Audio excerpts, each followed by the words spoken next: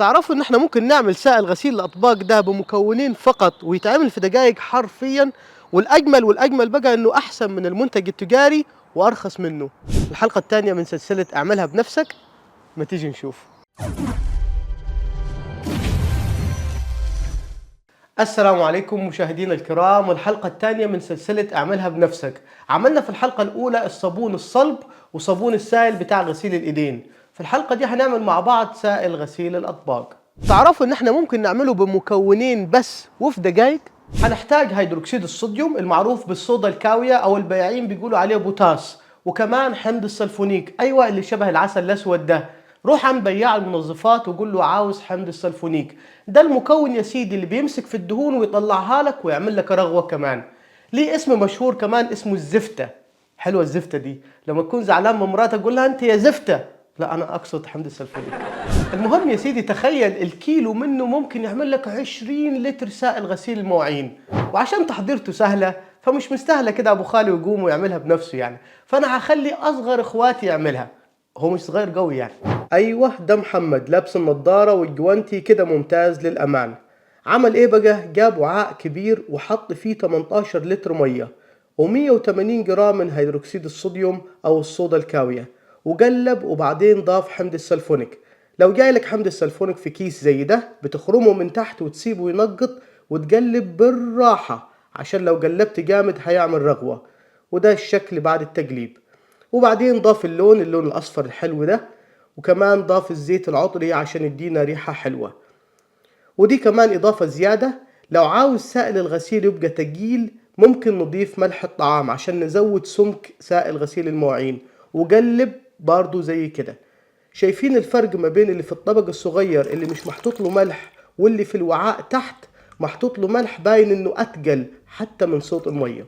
كده خلصنا. تعالوا نشوف المنتج بتاعنا بقى آمن على الاستخدام للبشرة ولا لأ. حطينا ورقة البي اتش وادى لون أخضر فاتح، كده أمان وزي الفل. نعمل بقى اختبار الرغوة، أهو ادى رغوة وزي الفل. أهلا وسهلا، مساء الخير. بتتفرجوا على حاجة؟ احنا خلصنا خلاص. تخيلوا التحضيرة دي كلها على بعض عاملة 58 جنيه مصري، ودي بأسعار أكتوبر 2023. 50 جنيه لحمض السلفونيك و8 جنيه للصودا الكاوية أو بيسموها صودا القشور. يعني كل التحضير على بعض بأقل من 2 دولار، بتعمل لك 20 لتر سائل غسيل مواعين. يعني اللتر واقع بأقل من 3 جنيه. انتوا بتشتروا اللتر بكام؟ بس خلينا متفقين انه ده الاساس اللي بينظف. عاوز تحط بقى حبشتكنات زياده براحتك، زيت عطري بقى عشان يديك ريحه حلوه 20 جرام لكل كيلو، عاوز تضيف لون، كل دي اضافات زياده لن تؤثر على جوده المنتج. طب السؤال دلوقتي، ازاي اعرف جوده المنتج بتاعنا ده؟ احنا حاطين صودا كاويه، ازاي اعرف انه امن؟ في نقطة مهمة جدا هنا للناس اللي بتخاف تستخدم البوتاس في العموم. ده حمض السلفونيك وده حمض ضار بالبشرة، يعني ما اقدرش احط ايدي فيه. والصودا الكاوية طبعا من اسمها كده كاوية هتكوي ايدي، ولكن لما بنخلط الاتنين مع بعض في عمل الصابون بيتعادلوا ويكونوا ملح آمن أقدر أدخل إيدي فيه. وبالتالي يا أبو خالو بطلوا يبقوا حمض سلفونيك أو صودا كاوية، تركيبهم الكيميائي اتغير، اختفوا، وبالتالي مفيش خوف منهم. عاملة كده بالظبط زي الصوديوم، ده عنصر سام، والكلور ده غاز سام وممكن يموت. سبحان الله لما الاتنين يتفاعلوا مع بعض يكونوا كلوريد الصوديوم، ملح الطعام اللي بنحطه في كل أكلاتنا وآمن جدا.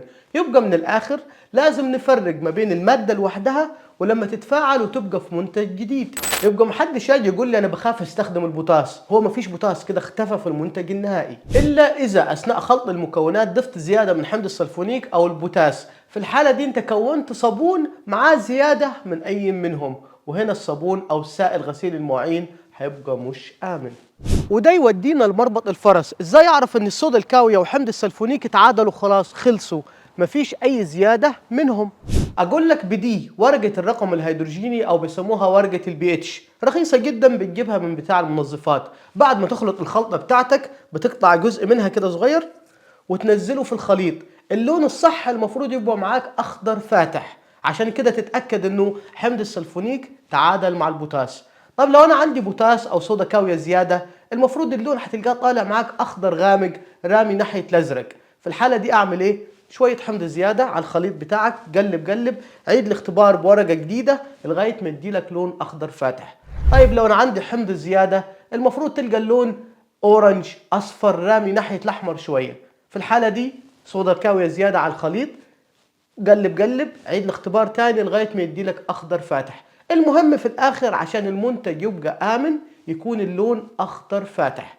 ادالك أخضر فاتح، مبروك يا سيدي، روح اعمل اختبار الرغوة.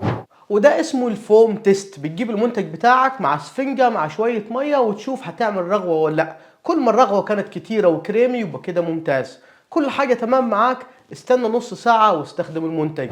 وعلشان احنا ما حطيناش مواد حافظة فصلاحية المنتج بتاعك من شهر ونص لشهرين. هتقول لي بس يا عم كتير 20 لتر، انا عاوز اعمل لتر واحد بس. اقول لك ما تزعلش، في التعليقات تحت هكتب لك الكميات اللي محتاجها عشان تعمل اللتر ده. حمض السلفونيك يا ابو خالو مش صديق للبيئة، عشان كده في اوروبا تلقاهم ما بيفضلوهوش. في طريقة تانية لعمل سائل غسيل المواعين بالتكسبون وملح الطعام، تعالوا نعملها مع بعض. المكونات لتر مية و50 جرام تكسبون او SLS. انا استخدمت اللي زي البودرة ده لانه كان متاح قدامي. انتوا هتلقوا اكتر المشهور عندكم هو التكسبون اللي زي الجل. المهم معاهم 20 جرام ملح الطعام. لو عاوز ريحة يبقى 5 جرام زيت عطري، ولو عاوز لون يبقى نقطة او نقطتين من اللون المفضل بتاعك. بنعمل ايه؟ اول حاجة بنخلط التكسبون في المية علشان مش بيدوب بسهولة. ممكن نسخن 300 ملي مية لدرجة حرارة 45، يعني مية دافية، واقوم ارش زي كده ال 50 جرام تكسبون بالتدريج وقلب باستمرار لغاية ما يدوب. المهم يا سيدي كده داب. بعدين نحط ال 20 جرام ملح الطعام ونقلب لغاية ما الكل يدوب، وبعدين هتلقاه تقل معاك وعمل زي الجل كده. طيب تعالوا دلوقتي نشيك على الرقم الهيدروجيني بورقة البي اتش عشان نشوف امان ولا لا. المفروض يدينا لون اخضر فاتح زي كده، ده معناه ان البي اتش من 6 ل 7 وكده امان. لو عالية عندك هيديلك لون اخضر غامق قريب من الازرق. في الحالة دي تعمل ايه؟ رشة صغيرة من حمض الستريك او الليمون هينزل البي اتش. عيد الاختبار تاني لغاية ما يديلك اخضر فاتح. انتوا خلاص بقى بقيتوا معلمين في صناعة الصابون السائل او سائل غسيل المواعين. المهم في الاخر يدينا اخضر فاتح. وبعدين يا ابو خالو الخليط اللي زي الجل ده بنحطه على بقية اللتر مية اللي هم ايه؟ ايوه 700 ملي مية. وبعدين نضيف الزيت العطري، انا اخترت الياسمين. اخيرا بنحط نقطة من اللون اللي بتحبه وقلب، وبكده يبقى معاك سائل غسيل الاطباق مركز وجاهز. طب نجربه كده في اختبار الرغوة. اهو شغال، الله ينور. قولوا لنا في التعليقات تحت حابين نعمل لكم ايه في باقي سلسلة اعملها بنفسك. ونروح دلوقتي لفقرة الشعر العربي ومكملين مع مشاركاتكم في تكملة ابيات حبايبنا كانوا ورق فبلاش نلوم الريح. واللي حابب يشارك في الحلقات اللي جاية يكتب لنا في التعليقات تحت. ونبدأ مع ايمان خالد بتقول ايه؟ حبايبنا كانوا ورق فبلاش نلوم الريح، لا حلوم عليك يا ورق ولا هشكي من ده الريح. كان غرضي ظهر وسند وإيد تشيل وتغيث، وقت الشدايد مدد تسند تعين وتزيح، أوجاع مليها عدد وتداوي قلبي جريح. أترينا صرنا في زمن كل القلوب مجاريح، كل الحكاوي كبد كله في مهب الريح. المشاركة الثانية مع محمد بسيم بيقول إيه؟